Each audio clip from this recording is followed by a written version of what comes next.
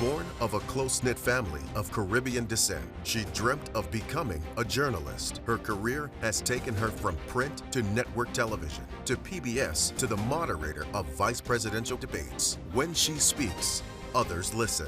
Her name is Gwen Ifill. The History Makers, the nation's largest African-American video oral history archive, is proud to present An Evening with Gwen Ifill. And now to our host, Michelle Norris.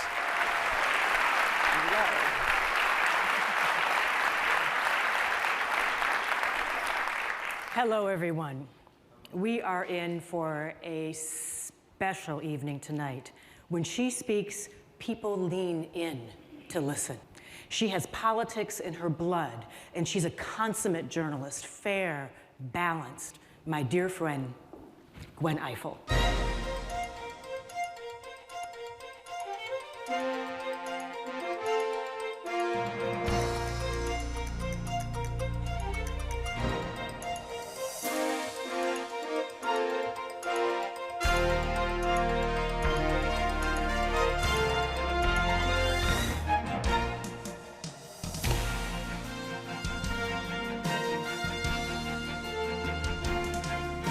I'm Gwen Ifill. Those are just some of the stories we're covering on tonight's PBS NewsHour.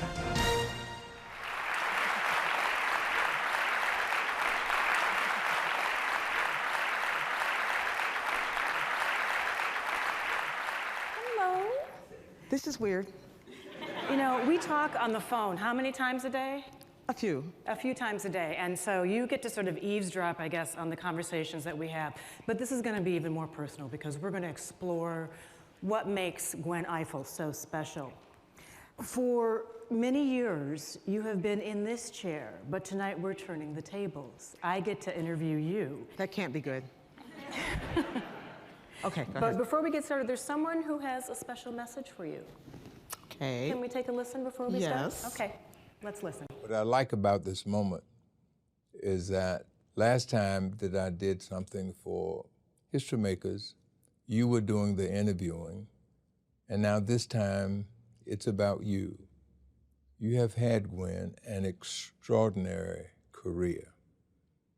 And every time I see you described in various publications, you're always described as the best African-American female reporter, newsperson, anchor.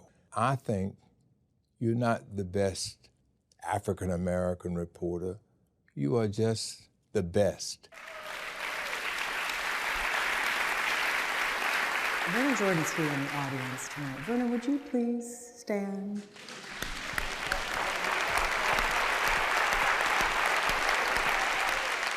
Many people around the globe, with you, feel like they already know you because they listen to you, they watch you, and they already have a sense of who you are and a sense of your storytelling. But tonight we're going to do something a little bit different. We're going to learn a little bit more about who you are and how you do your work. And I want to ask you just, what do you think is the most important ingredient in what you do? Accessibility. You talk about people who think they know you. I once had a former boss walk up to me at a party and say, "Last time I saw you, I was naked." Okay, well, that's...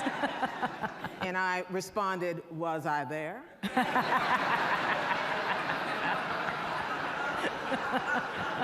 What he meant is he had seen me on the Today Show or something. It was early in the morning, and he decided that he felt familiar in a way we never were. But it's good because in order to tell stories, in order to bring people's understanding of our world and make them listen to you, they have to feel that they trust you. They have to think, you know this. You do it better if you find a way to communicate directly with them. People have a sense that they know you, but there's a lot that they don't know about you. I hope not. But we're going to learn a little My bit about family that is here. tonight. They know things. They're right here. They're smiling at us in the front row. And we'll have a chance to meet some of them because we want to learn a little bit more about the Ifill family. There were 6 kids in the family. Let's learn a little bit about where you come from, your backstory. Let's take a look. Gwen was born in 1955, the same year that Rosa Parks was arrested in Montgomery, Alabama. to an activist preacher father and a strong-willed mother. Her dad had Black consciousness, and he fit very prominently in the whole civil rights movement, and also sowed that spirit into his children. My father was what used to be called a race man, meaning he was very, very strong in his belief in the dignity of African Americans. We grew up with a strong sense of pride. We called ourselves Black before that term became actually popularly known, but also a real sort of sense of ourselves as having an identity beyond just simply kids.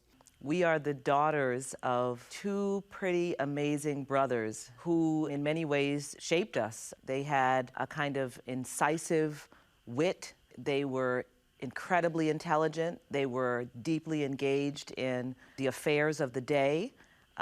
There were 3 newspapers in my home every day, and probably the same in Gwen's. And believe it or not, I think she almost always wanted to be a journalist. She was always curious. She always wanted to get sort of the story, if you will. She was always interested in what people were saying about issues or about each other. She naturally gravitated to journalism and communications, even before we really knew what it was. Ignoring the advice of a bad guidance counselor, Gwen was admitted to Boston's Simmons College in 1973, at the height of Boston's busing crisis, where riots and protests were a frequent occurrence. At Simmons, she would find a mentor in her journalism professor and an internship at the Boston Herald. Her journalism career was off to a great start.